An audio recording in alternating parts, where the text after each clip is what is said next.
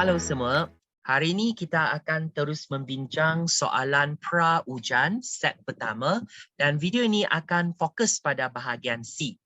Seperti apa yang saya terangkan sebelum itu, bahagian C dalam format baharu kita ada dua soalan, tapi calon hanya perlu pilih salah satu soalan untuk jawab sahaja.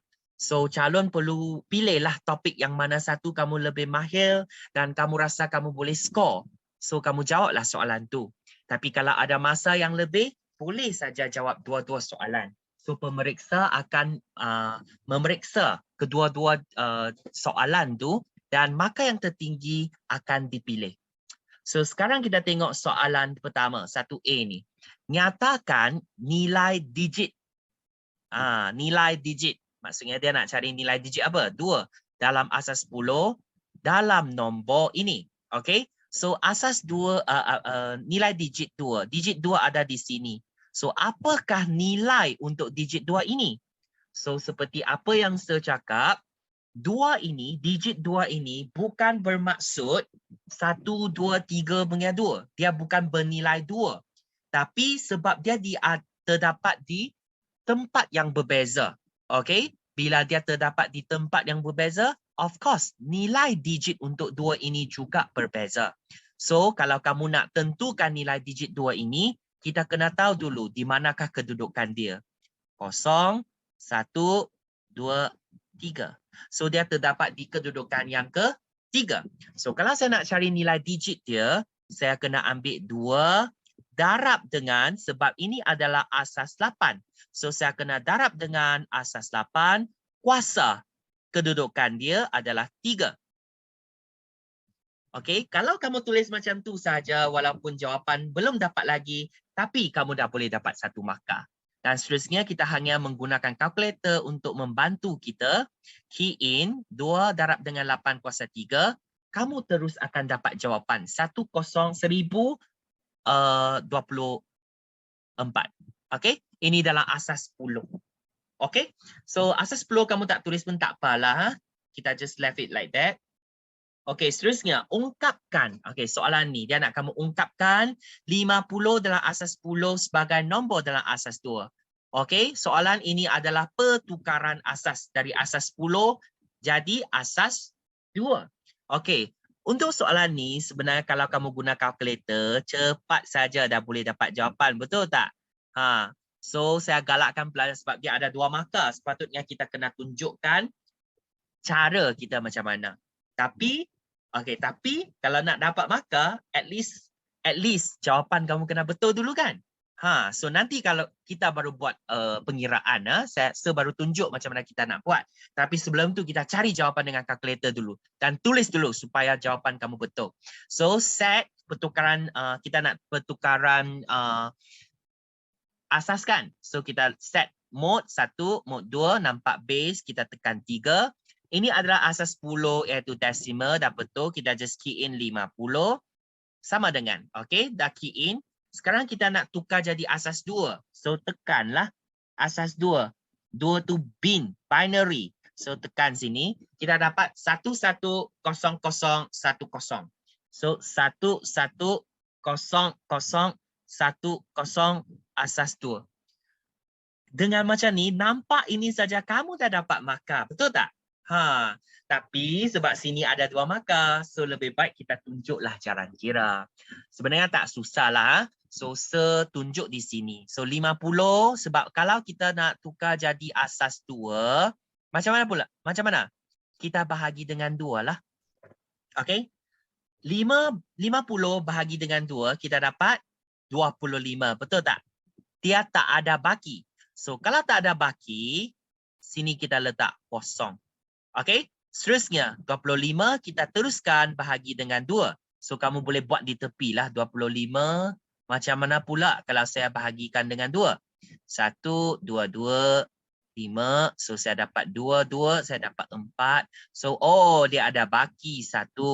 So saya dapat, of course bila saya bahagi saya dapat 12. Okey. So dia ada baki tak? Ada baki 1. Kan? Ada baki 1. Saya letak 1 lah. So sini saya teruskan bahagi 2, 16 bagi 2, kita dapat 6. Nah, untuk yang ini memang boleh bagi tepat. Tak ada baki, saya letak kosong. Lepas tu kita teruskan. Bahagi 2 lagi, kita dapat 3. Memang yang ini tak ada baki juga. Seterusnya kita teruskan bahagi dengan 2. Okey, yang ini. 3 kalau kamu bahagi dengan 2. 1, 2, 2. So, kita ada baki 1. So, maksudnya kita dapat sini 1 kan? So, baki 1 juga. So, seterusnya kita teruskan bahagi dengan 2. Dan 2, okey. 1 kalau bahagi dengan 2 memang 0, 2, 0.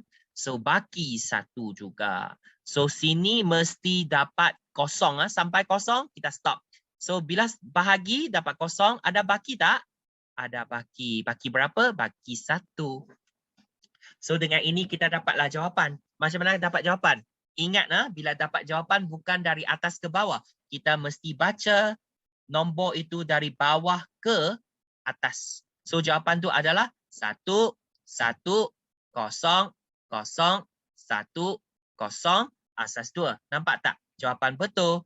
Pengiraan pun betul. Okay? So, saya galakkanlah pelajar kalau boleh kamu kira dengan kalkulator dulu. Okay? Walaupun mungkin jangan kira kamu salah atau kamu tak tahu buat, at least ada point yang kamu boleh dapat markah. Okay? Tapi cara sebenarnya kena tunjuklah. Memang kena tunjuk yang ini. Jalan kira dia. Okay? Ini jalan kira yang betul. Okay?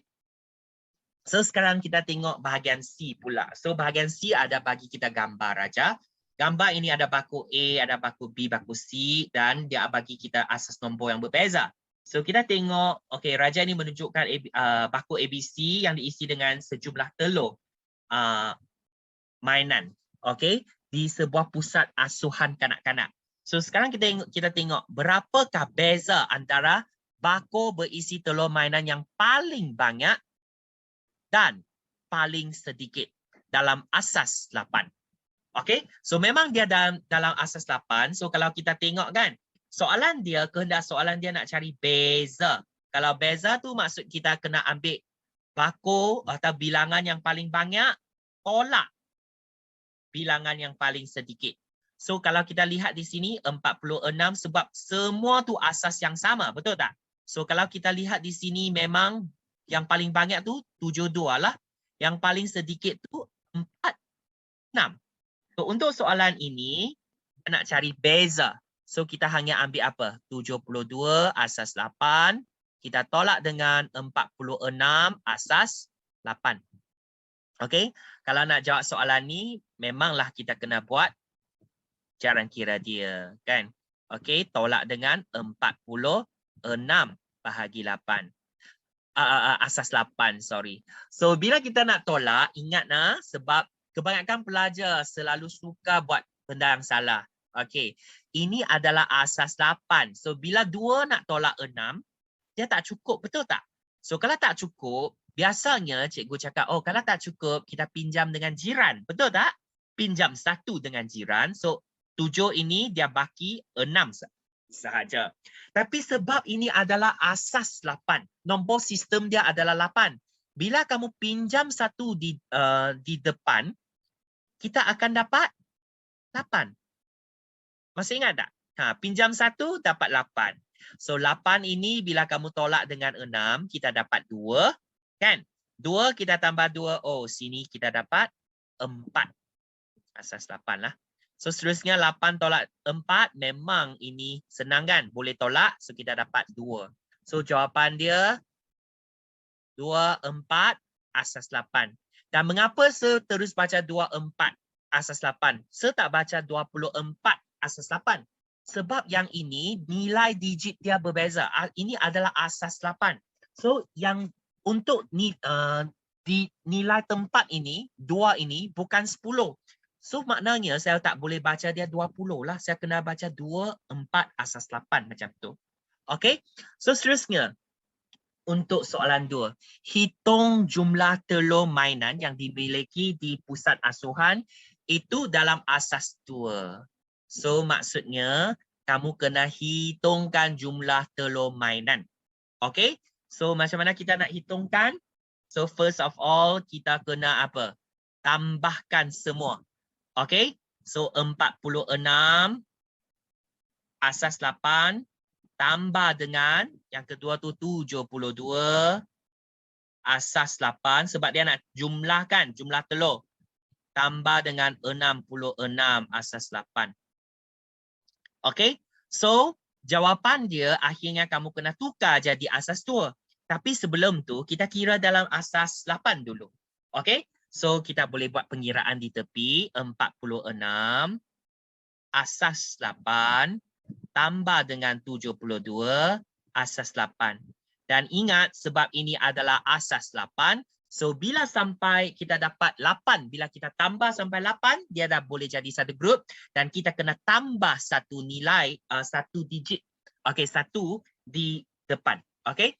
So 6 tambah 2 memang kita dapat 8 kan? Tapi ini ada asas 8. So kita akan dapat 1 kosong. So kita tambahlah 1 di digit yang di depan tu. Okey. So seterusnya 7 tambah 1 kita dapat 8 dah. So dapat 1 kosong lagi. Betul tak? 1 kosong dah jadi satu grup. So 8 tu jadi 1 kosong. Tambah dengan 4 kita dapat 1 4. Okey? 1 4. Dan seterusnya kita teruskan 1 4 kosong asas 8 ini kita tambah dengan 66. Okey, apa yang kamu dapat? Kosong tambah 6 memang dapat 6. Okey. Asas 8. Okey, sorry. Asas 8. Dan seterusnya 6 tambah 4. Yang ini kena berhati-hati. So 6 kalau saya tambah 2 dah jadi satu grup dah kan? Saya pinjam 2 dengan 4 ini. So 6 tambah 2 dapat 8 dah jadi satu grup. So dia jadi 1 kosong. So tadi 4 tu dah pinjam 2. So dia baki 2 lagi. So 1 kosong tambah 2 kita dapat 1 2. So kita kena masuk satu grup di sini lah. So kamu jangan tambah dapat 10 ingat nah. Sebab mengapa? Nah, tengok. Atas dia ada 4, betul tak? Bawah dia ada 6. So kalau saya nak senang, yang 4 tu kan saya pinjam 2 campur dengan yang 6 tu, dia dah jadi satu grup. So bila jadi satu grup dia bukan 8 kita dapat 1 kosong. Lepas tu tambah dengan 1 1 1 2. That's why saya letak di sini 2, saya letak 1 di depan. Masuk satu digit di depan. Okay, lepas tu saya dapat 1 tambah 1 dapat 2. So that's why jawapannya kita dapat 2 2 6. At least kamu dapat jawapan ini, kamu dapat 1 markah dahulu. Okay, dapat 1 markah dahulu. Okay, belum dapat markah penuh lagi sebab dia 2 markah kan. Okay, last mark. Macam mana? Kamu kena tukarkan 2 2 6 ini asas 8 jadi asas 2. Okay, sebab soalan pun tak kata tak boleh guna kalkulator kan. 1 markah saja kamu guna kalkulator lah. So asas 8, tadi kita dah set dah. Okay, tak apa. Reset semula. Mode 1. Okay, kita ulang sekali ya macam mana nak set kalkulator. Mode 1, mode 2, dapat base. Kita tekan 3. Sebab nak tukar dari 8 jadi 2. 8 tu OCK. Okay, kita pilih OCK. So key in 226. Sama dengan kita key in dulu 226 OCK. Nak tukar jadi binary. Bin. Okay, so itulah jawapan kita. 1 0 0 1 0 1 1 0. So kita dapat ini 1 0 0 1 0 1 1 0. Kebanyakan pelajar dia gembira tulis sampai sini. Salah. Mengapa? Dia lupa tulis asas 2. Ingat. Okay? Mesti ingat kena sebab kita dah tukar jadi asas 2, kamu kena tulislah asas dia. Kalau tak tulis tu dia akan automatically akan jadi asas 10. Okay? Dan seterusnya sekarang dia nak hitungkan purata telur mainan yang ada dalam asas 10. Okay, kehendak soalan dia nak purata telur. Kita ada 3 bakul. So, kalau purata maksudnya kita nak bahagikan telur-telur itu ke dalam 3 bakul itu sama rata. Okay, maksudnya kita nak ambil jawapan kita bahagi dengan 3 lah. So, sebelum itu kita kena tukar dulu. Tadi kan kita dah dapat 226. Okay, untuk soalan ni kan 226 asas 8. Okay, so kita kena tukar jadi asas 10 dulu.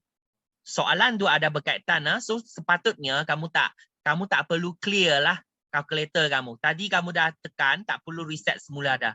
Sebab saya nak tukar jadi asas 10. Asas 10 tu apa? Decimal. So kita pilih DEC. Terus tekan saja dan ada jawapan. Oh, sebenarnya dia juga sama dengan 150.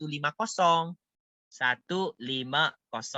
Nak tulis 10 pun tak apa. Tak tulis pun tak apa. Memang kita dah understood. Okay? Dan purata maksudnya kita kena ambil 150 ini, kita kena bahagi dengan 3. Okay? So 150 bahagi dengan 3, kita dapat 5, 15, 0, 0, 0. So kita dapat 50. So jawapan dia adalah 50. Senang saja kan? Okay. So itulah soalan yang pertama. Sekarang kita tengok soalan yang kedua pula. Soalan ini adalah berkaitan dengan kebarangkalian. Halim dan Jamal berdua berlumba dalam 3 perlumbaan go-kart ABC. Okay, dia ada 3 pertandingan lah. Okay, perlumbaan. So dalam setiap perlumbaan hanya terdapat seorang pemenang sahaja. Jadual yang tidak lengkap di bawah menunjukkan kebarangkalian Jamal menang dalam setiap perlumbaan itu. Okay, so yang ini adalah dia yang menang. Okay, probability kebarangkalian yang Jamal menang adalah 1/3. So kalau untuk A ni, dia nak kamu lengkapkan jadual di bawah. Kalau kamu dah tahu, okay, untuk pertandingan atau perlumbaan A itu, Jamal kalau dia boleh menang, kebarangkalian dia ada 1/3. So berapakah kebarangkalian untuk Halim nak menang? So kita tahu yang baki itu adalah 2/3. Betul tak? 2/3. Sebab mengapa? Kalau kebarangkalian untuk Jamal nak menang hanya 1/3 saja, okay? Lepas tu Jamal yang kalah tu berapa? Maksudnya bila saya cakap Jamal kalah, maksudnya Halim tu menang lah kan? So kalau saya cakap Jamal, probability untuk Jamal tu, okay, yang A tu dia menang adalah 1/3. Bila Jamal kalah, okay, Jamal kalah, so kita ambil 1 tolak dengan 1/3 sajalah. Jamal kalah tu maksud Halim menang. Faham tak? So jawapan kita dapat 2/3. Sebenarnya soalan ni sangat senang. 3 markah tau. Ini 3/4. So kita baki 1/4. Betul tak? Yang ni 4/7. Kita dapat 3/7. Senang kan? Sebab mengapa? Ini adik. Kamu macam mana kira? Ambil 4/4. Kamu tolak dengan 3/4. Okey, tekan kalkulator dapatlah 1/4. Yang ni 7/7 tolak dengan 4/7. Kita dapat 3/7. So sebenarnya soalan ini adalah soalan pelengkap lah. Okey, so seterusnya kita tengok soalan B. Soalan B pula. Okey, sepatutnya kamu kena tulis dalam ruang jawapan ya. Okey, tapi kita tengok. Halim menang dalam perlumbaan A. Perlumbaan A, sorry. Okay, so hitung kebarangkalian. Ini adalah kehendak soalan dia. Bahawa Halim menang dalam perlumbaan A. Soalan ni macam tak perlu kan? Sebab mengapa? Perlu hitung lagi tak? Tak perlu. Tadi dah hitung. Bila kamu lengkapkan jadual tu, kamu dah hitung. Halim tu menang dalam perlumbaan A. Kan? Kita tunjuklah. Okay, tunjuklah cara kira dia. Macam mana? 1 tolak dengan 1/3. Oh, dapat 2/3. Itulah jawapan kita tadi sebenarnya. Soalan dia macam ulang dah dapat 2 markah ni.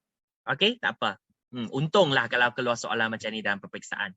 Okey, next. Soalan C tu macam mana? Halim kalah dalam ketiga-tiga perlumbaan. Okey, so macam mana? Halim kalah tu maksud apa? Kalau saya cakap Halim kalah, maksudnya Jamal menang lah. Kan? So kalau saya nak cari kebarangkalian untuk Jamal yang menang atau Halim kalah, saya hanya perlu ambil apa? Ambil kebarangkalian di sini, saya darab sahaja.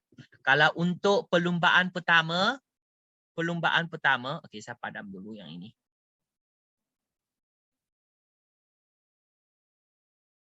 Perlumbaan pertama, okey, Halim kalah adalah 1/3. Perlumbaan kedua, Halim kalah adalah 3/4. Perlumbaan ketiga, C ini adalah 4/7. Okey, kalau Halim kalah lah. So, seperti apa yang saya cakap, kalau Halim kalah, maksud Jamal menang. So, kita tengok saja row yang Jamal menang tu. Okey, so macam mana kita kira? Sebab dia nak ketiga-tiga kan. So, kita darab mereka. 1/3, kita darab dengan 3/4 dan lepas tu kita darab dengan 4/7. Soalan macam ni just tekan kalkulator sajalah. Okey, sebab 2 markah saja. Kamu dah ada pengiraan. Okey. Dan tekan kalkulator. Okey, kena reset mode 1. So macam mana tekan? Okey, seperti apa yang saya cakap, bila kita nak tekan kan, nampak saja pecahan. Kalau selamat, buka kurungan, tekan 1/3, tutup kurungan, darab dengan, buka lagi kurungan 3/4. Okey, tutup kurungan, darab dengan, buka kurungan 4/7. Okey, kena buat macam ni. Kalau kamu tak letak kurungan, sometimes kalkulator yang berbeza kan, dia akan darab dulu. Nanti jawapan kamu akan salah lah, akan jadi dapat jawapan yang pelik. Okey, so kita akan dapat 1/7. Just tulis saja 1/7. Senang kan? 2 markah dah dapat. Ui, senang betul. Okey, so soalan D pula. Jamal kalah dalam perlumbaan. Dalam satu perlumbaan. So sekarang kita nak kira ke barang kalian. Okey, bagi Jamal kalah. Okey, dalam satu perlumbaan dan dia mesti menang 2 perlumbaan. So apakah kemungkinan yang akan berlaku? Okey, so kebarangkalian dia mungkin macam ni So dia nak at least, bukan at least dia nak satu perlumbaan. Mesti ada satu perlumbaan dia mesti kalah punya. Okey, contohnya. Okey, kita nak cari kebarangkalian kalau dia kalah, siapa?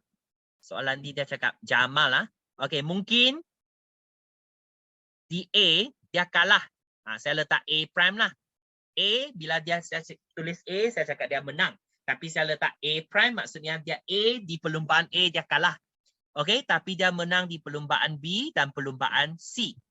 Okey, dan mungkin juga kemungkinan juga kebarangkalian dia, okey, A tu menang, tapi B dia kalah, perlumbaan C dia menang.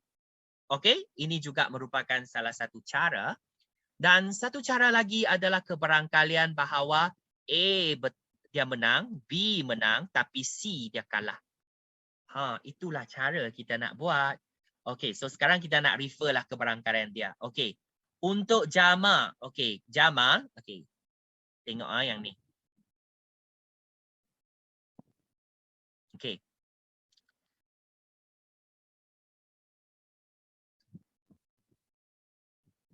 Supaya boleh nampak semua. Okey. So sekarang soalan dia nak macam mana? Dia nak Jamal kalah kan? Salah satu tu kalah. Okey, so sekarang kita tengok Jamal. Kita just fokus pada Jamal saja. Okey, kalau A dia kalah, okey, di tempat A tu kalah, kebarangkalian dia adalah 2/3, betul tak? Okey. Dan untuk perlumbaan B, dia menang. Perlumbaan C dia menang. So kita darabkan. Untuk B 3/4. Untuk C kita dapat 4/7. Okey, so ini adalah kebarangkalian bahawa dia kalah di perlumbaan A tapi menang di perlumbaan B dan C. So sekarang kita cari lagi kebarangkalian satu lagi. Macam mana pula kalau Jamal ni dia kalah. Kalah di mana? Kalah di B pula. So kalau kalah di B adalah kebarangkalian dia adalah 1/4. Dia menang di A, menang di C. So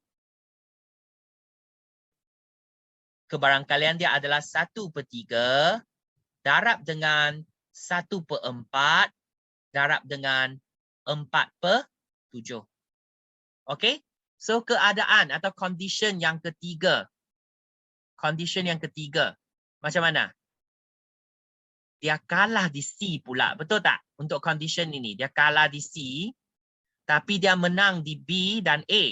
So, kita kena darabkan semua kebarangkalian dia 1/3. Kalau dia menang di A 1/3, darab dengan dia menang di B 3/4, tapi kalah di C tu 3/7.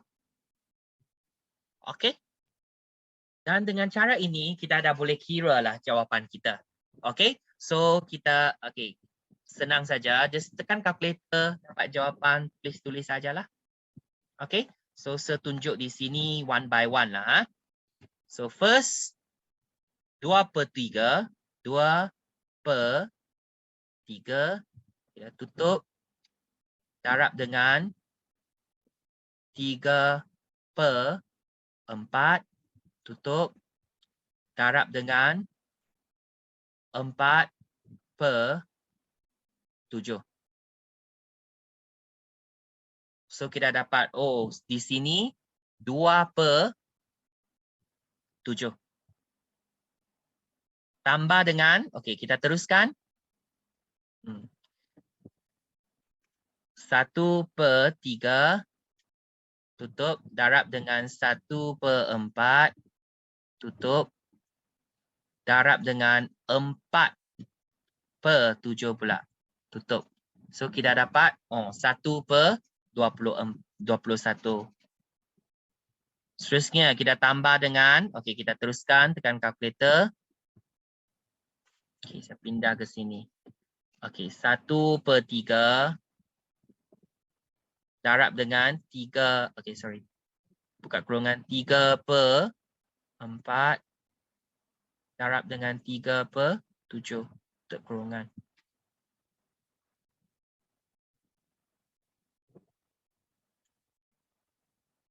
Okey, so kita dapat 3/28.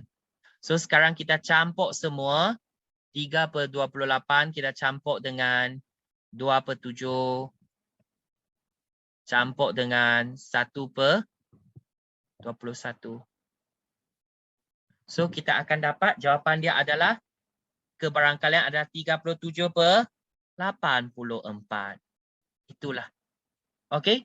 Sebab mengapa soalan ni dia akan dapat nombor yang besar-besar macam ni? Banyak step. Sebab soalan dia tanya macam ni.